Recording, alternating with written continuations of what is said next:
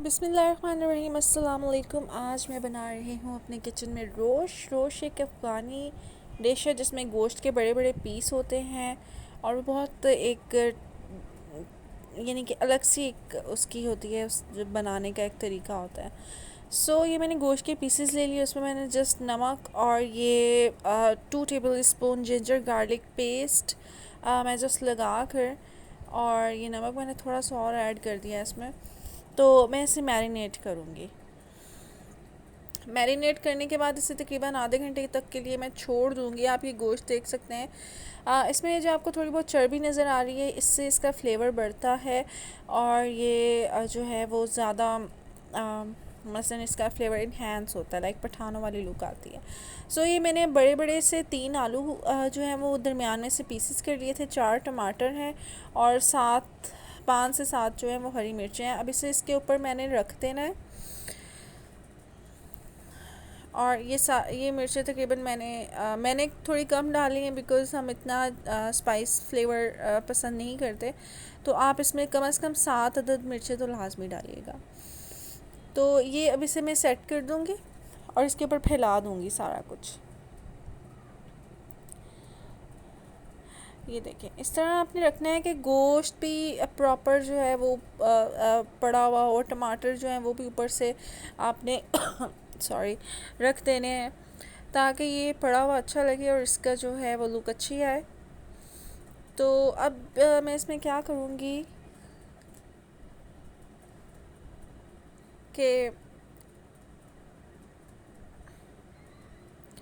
यार मुझे खुद भूल गया कि मैंने क्या करना था। कभी कभी आपका दिमाग ऐसा हो जाता है कि समझ नहीं आती। ये इसमें मैंने काली ब्लैक पेपर जो है मैंने वो ऐड किया है, काली मिर्च मैंने तकरीबन 1 टीस्पून मैंने ऐड कर दी है। और इसके अलावा मैं इसमें क्या ऐड करने लगी हूँ, शायद मैंने ज़ीरा ऐड करना था इसमें, तो वो भी मैं इसमें ऐड कर देती हूँ। ये मैंने ज़ीरा भी ऐड कर दिया इसमें।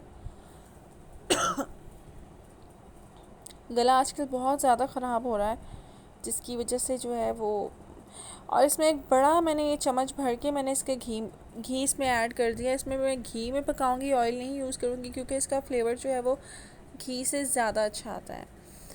तो अब मैं इसमें पानी ऐड कर दूँगी, तकरीबन 1.5 ग्लास वाटर ऐड करूँगी ताकि ये जो है, क्योंकि इसके बाद इसे हमने छेड़ना नहीं है, इसे बिल्कुल हमने कवर करके कम से कम 1.5 घंटे के लिए रख देना है और इसे 1.5 घंटे में हमने पकाना है। लाइक इस तरह होता है रोश कि उसका जो बोटी है वो बहुत अच्छे तरीके से टूटती है और इसमें ये इसका साइज़ भी बोटियों का बड़ा होता है। तो इसे जो है हमने बिल्कुल से जो है वो 1.5 घंटे के लिए हमने इसे छोड़ देना है, इसे बिल्कुल नहीं हमने छेड़ना। तो अभी फ़िलहाल मैं इसे जो है वो मैं हाई फ्लेम पर तकरीबन 10 मिनट के लिए मैं इसे कुक करूँगी और ऊपर ढक्कन दे दूँगी ताकि इसमें जो है वो भाप बन जाए। उसके बाद जो है बाकी का प्रोसीजर मैं आपको दिखाती हूँ।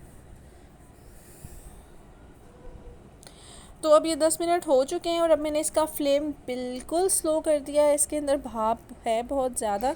और अब मैं ये सारा साइडों से आटे से कवर कर दूँगी ताकि ये जो है इसकी भाप बाहर ना निकलने पाए। ये देखें, ये हमने बहुत ध्यान से करना है, हाथ जलने का भी होता है क्योंकि ये बहुत गर्म होती है देगची।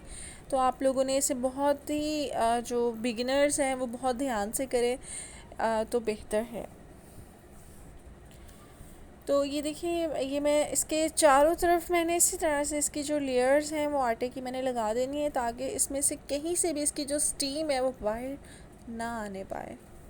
तो ये मैंने चारों तरफ से कवर कर दिया बिल्कुल। और अब जो है इसके ऊपर कोई आप वज़न भी रख सकते हैं। दूसरी साइड पे मैं अपना नाश्ता बना रही थी क्योंकि मैंने ये सुबह ही बनना रख दिया था तकरीबन 11 बजे, क्योंकि हम लोग 1 बजे तक बना लेते होते हैं खाना। तो ये मैंने ब्राउन ब्रेड और एक अंडा जो है वो मैंने अपने लिए बनाया था सुबह 11 बजे। तो अब ये देखें ये पक रहा है और इसके ये मैं आटा उतारने लगी हूँ और तकरीबन इसे पकते पकते 1 से 1.5 आई थिंक 1.25 घंटा हो चुका था। और ये देखेंगे इस स्टेज पर आ गए। अब ये गोश्त इतना गल चुका है कि अगर इसकी स्टीम जो है वो थोड़ी बहुत बाहर आए, अभी मैंने इसे पकाना है और मैं बस चेक कर रही थी कि कहीं ये जल ना जाए या इसमें से पानी बिल्कुल ख़त्म ना हो चुका हो। तो इस वजह से ही, लेकिन ये बहुत ही टेस्टी बना था। मैं आपको इसकी बोटी थोड़ी सी तोड़ के दिखाती हूँ। या अल्लाह टूट जा ताकि लोगों को समझ आ जाए। ये देखें, इस तरह की जो है इसकी ये वो टूट रही है इजीली। तो ये इसकी जो है वो हमने दोबारा से इस पर थोड़ा ढक्कन दे दिया ताकि ये पक जाए। और इसमें से मैंने जो है इसका शोरबा इस तरह का होता है, और आलू में निकाल लिए थे, एक साइड पे कर दिए थे। जब हम यह खाते हैं डिश तो ये अलग से जो इसका सालन है वो अलग से दिया जाता है, और गोश्त और ये जो है वो अलग से भुना जाता है। तो अब मैं इसमें मज़ीद मैंने थोड़ा सा घी ऐड किया था, और अब मैं इसे भून लूँगी अच्छे तरीके से ताकि ये जो है वो अच्छी तरह से भून जाए।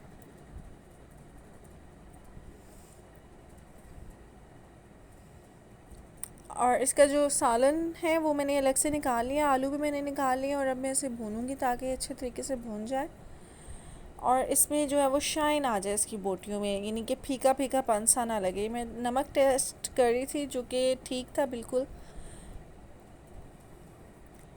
तो इससे तकरीबन आपने ना 5 से 6 मिनट अच्छे तरीके से आपने जो है इसे भून लेना है। सॉरी, मेरा गला ख़राब है। तो तब तक अगर आप लोगों ने मेरा चैनल सब्सक्राइब नहीं किया तो मेरे चैनल को स्टाइलिश अरमानी को सब्सक्राइब कर दें, और बेल के आइकन को प्रेस करना मत भूलें ताकि जो मेरी वीडियो है वो आने वाली सबसे पहले आपको मिले। और आजकल इतनी मैं रमज़ान सीरीज़ बनाना चाह रही हूँ ब्यूटी टिप्स के हवाले से, तो वो मैं वीडियोस इकट्ठी कर रही हूँ, तो एक ही बार इंशाल्लाह मैं डालूँगी ताकि जो भी गर्ल्स हैं जिनको हाथों का, पैरों का या फेस का प्रॉब्लम है वो उनका प्रॉब्लम सॉल्व हो जाए। तो ये आप देख सकते हैं कि अच्छी तरह से इस तरह की ये बोटियां हैं, चर्बी इसमें से बिल्कुल गायब होकर गोश्त में मिक्स हो चुकी है, और ये अच्छी तरीके से मैं इसे भून रही हूँ और भूनती ही जा रही हूँ, इतना भूना कि मैं खुद थक चुकी हूँ।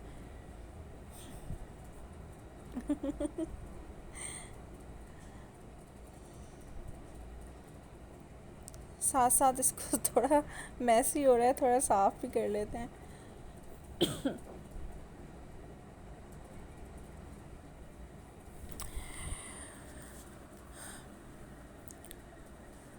तो ये एज़ यू कैन सी मैंने इसमें से कट कुछ नहीं किया ताकि आपको पूरे तरीके से पता चले केक किस तरह से बनता है। तो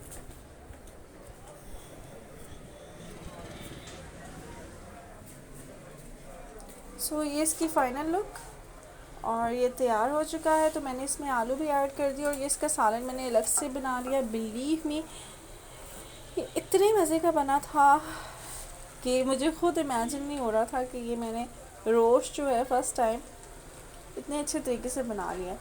वीडियो इसको पिक नहीं कर रही है इतने अच्छे तरीके से, लेकिन ये बहुत ही टेस्टी था। आप एक बार ज़रूर ट्राई करिए। आप इसकी शक्ल देख सकते हैं, और ये सालन अलग से, इसका खाने का ऐसा ही तरीका होता है। सो टेक केयर, अल्लाह हाफ़िज़।